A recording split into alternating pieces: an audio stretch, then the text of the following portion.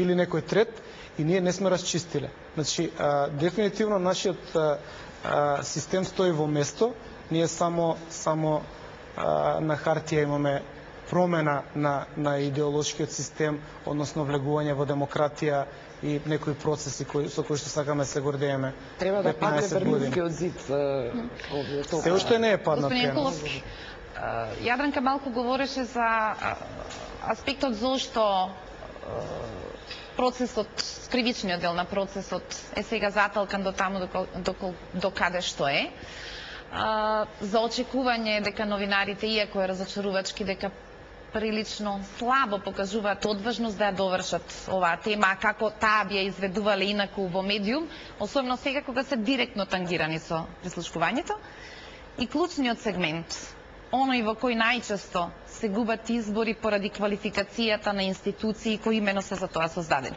Скоро сите анкетни комисии биле компрометирани со нивниот получекор.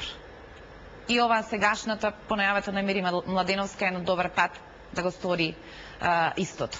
Во нормална држава, оценката, политичката оценка во една анкетна комисија е сериозно фаилирање за следните избори, кому не треба да му ја дадете довербата. Сериозни скандали помина. Имаш анкетна комисија за ВМРО ДПМН, имаш анкетна комисија и за Дувло, на почетокот, па заврши како приказна дека се прислушкувани странци кои се јавувале на телефонот во ВМРО ДПМН.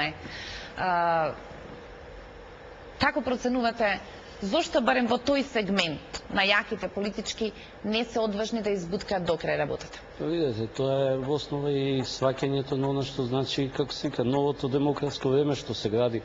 Тоа е сваќањето на правата и слободите. Едноставно, знаете, постои една максима дека правата и слободите не се завршена работа.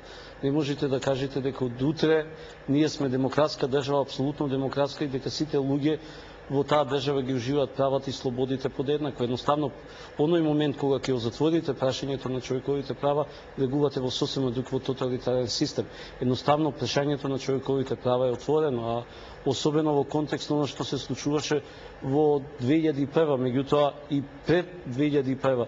Ви имате граден еден виртуален свет во кој упорно ве убедуваат дека во прислушкувањето постоеше како една неформална тајна. Сите знаевме дека во периодот од осамосталувањето на Република Македонија, па еве ако сакате до донесувањето на промените на уставот, кој повторно даде можност, меѓутоа не ги предвиди условите и начините под кои може да искористат службите можноста да ги следат комуникациите на граѓаните, имавте една создадена виртуална реалност дека да, се прислушкува, меѓутоа имавте апсолутна забрана за прислушување. Сите знаевме за постоење на петата управа во Министерството за внатрешни работи, никој не го постави која е логиката на постоење на петата управа во услови кога имате апсолутна забрана на прислушување. Имате уставна забрана, не е тоа, не знам како да ви опишам, имате највисок државен акт кој забранува да се следат комуникациите. А имате управа во Министерството за која сите знаеме,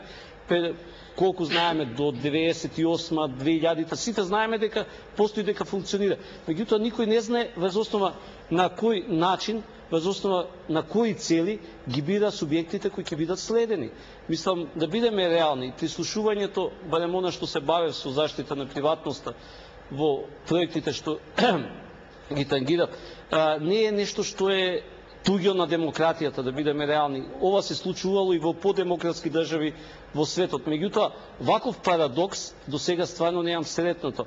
И напорите, ако барем веќе знаеме сите дека се прислушува, барем тоа да се стави во определена цврста законска рамка, која во основа не се создава ради полицијата, ради тајните служби, да бидеме тука јасни.